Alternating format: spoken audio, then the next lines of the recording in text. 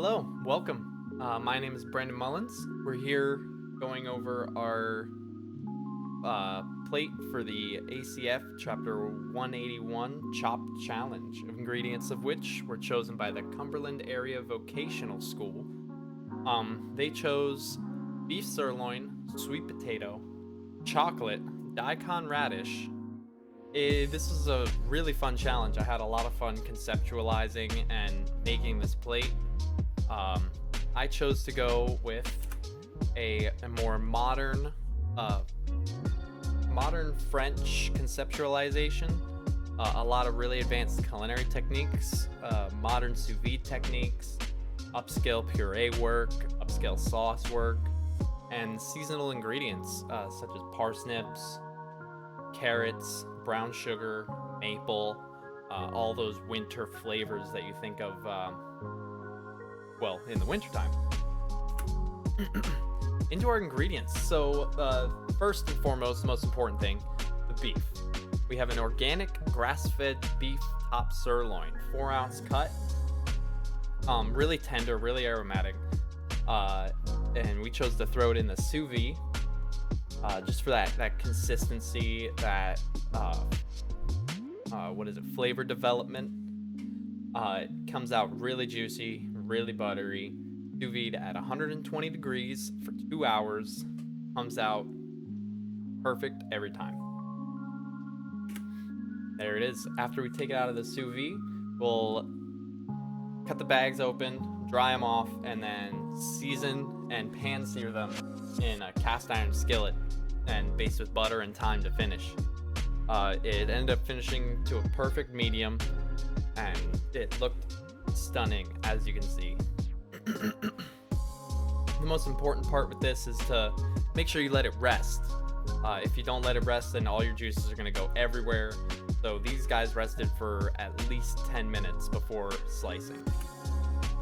Moving on to our daikon radish slaw. We got crisp radish, carrot, and green cabbage. I was originally going to go with Brussels sprouts for this dish, but due to product shortages at the time of making this, I ended up going with just green cabbage. But we still get the chance to show off our classical French cuts and really the nice colors in the slaw, and I'm quite happy with it. We dressed it with a maple vinaigrette. I wanted that sweetness to kind of counteract the bitterness and maybe more, maybe some of those harsher flavors from the radish. Came out beautifully. Always season your slaw before you add your dressing. This drains any excess water that would thin out your dressing. It drains it from the actual vegetable product. Pardon me. It is early in the morning when we are recording this. Moving on, our sweet potato puree. I chose to go with a sweet potato puree. I think sweet potatoes really attribute well to a perfect velvety puree. Any kind of puree you make with starch needs extra love. If you don't, it comes out stringy, not as smooth as you'd hope. So it's important. A lot of processing and a lot of different steps go into making a velvety, silky smooth puree. One of which, we start off by roasting the sweet potatoes as opposed to steaming them or boiling them. I want to make sure I don't add any excess water to the sweet potatoes. Any extra water is going to thin out your puree. It's not going to stand up on the plate. You're going to have sweet potato sauce. Finish it in the Vita Prep with lots of butter, lots of aromatics. I finished this with brown sugar and cayenne as well. I think that cayenne really serves to round out the mouthfeel and the palate as you're eating it. Now time for the curveball, the dark chocolate demi. I chose, like I said, to go with a dark chocolate demi-glace. I think that I didn't want to go for something like Hershey's chocolate, something that's really sweet. I wanted to keep it the sweetness levels of the dish down, not kill them completely, but we have sweet potato puree and all these other sweet savory ingredients. If that makes sense. I went with the darkest chocolate I could find, a 68% dark cacao German chocolate. And this served very well, finishing our veal demi-glace. Just the richness and the mouthfeel of the demi-glace paired with the bitterness and the smoothness of the dark German chocolate came out excellently, and you'll see in a moment the mirror finish we managed to get on this particular sauce. There it is. You can see the reflection of the beef in the sauce, the reflection of those carrots. Really, I am really proud of that sauce. It came out fantastically. Moving on to our veg and other garnishments. Aside from the required ingredients, I obviously wanted to add more to the dish, make it round out a lot better. The first of which is our charred heirloom carrots. I went for 3 different colors of carrots. We got our purple, orange, and white carrots. Sous vide to perfection. I think that offers a lot of control and ensures that none of your veg is gonna horribly overcook or you have limp carrots. I think that sous videing the carrots leads to a superiorly tender carrot.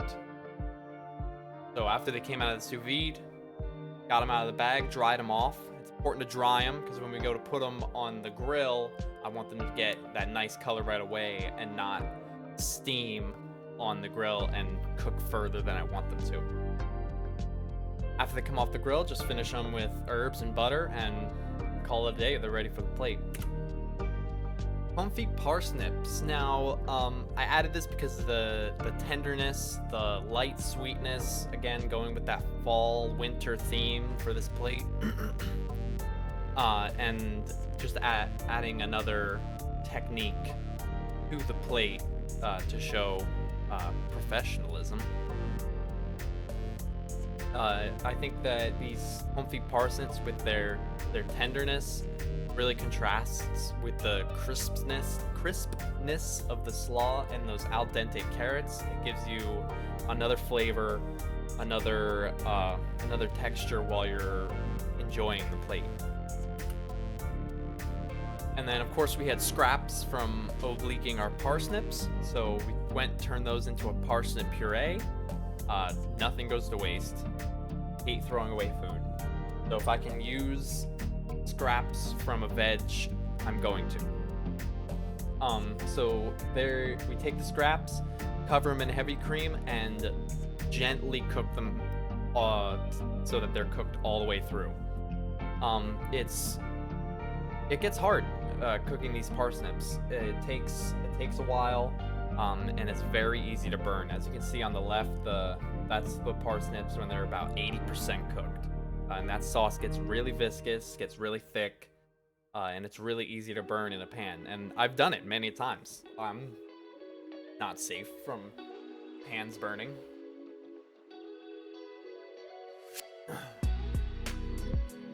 So after we cook them all the way through, add them to the VitaPrep, puree them. The secret to these really airy, buttery purees is to let them puree in the Vitamix for 5, 6, 7 minutes. Just run it on high and really whip the air into the puree. It not only serves to lighten up the color, but like I said, also incorporates all that air into the puree. You can see on that right picture there's still a couple air bubbles coming out of the puree. This just adds, again, to that mouthfeel, to that texture, And I finished this with just a pinch of nutmeg. I think nutmeg is definitely slept on in terms of ingredients. I use it all the time. And if you read 18th century cookbooks, you'll see nutmeg is in everything. It's a great spice, a great seasoning, and works really well in this particular instance for parsnip puree, and it also worked very well in the entirety of the dish. So don't sleep on nutmeg, ladies and gentlemen. And there we are. We got all our mise en place ready for the plate. Our beef is down in the sous vide, and everything else is ready to go. Now we're ready to plate. So there we go. Went with a big old swoosh of sweet potato puree. Added all of our veg around and in that wonderful swoosh of sweet potato. Chose to stand the carrots up. I wanted it to almost look like a winter forest or a veg cellar. So we got our two wonderful piles of daikon slaw, our oblique parsnips placed delicately, dots of our parsnip puree, our sirloin cut right in half. I don't want it to leak anywhere. I would just want it to be on the plate. Couple of quick plating tips. If you want to get a nice shine on a cut steak, add some clarified butter to your cut side. I found that it kind of helps so that you don't leach out any juice from the steak, but it also gives that really nice mirror finish to the steak. As well as the carrots. It's really important that it's really important to me that veg looks good. I don't want overcooked veg. I don't want undercooked veg. I want it to pop. I want it to be crisp, tender, beautiful, seasoned perfectly. And there I am. This was almost 12:30 at night by the time I finished my shift and got everything together. So I I did eat it.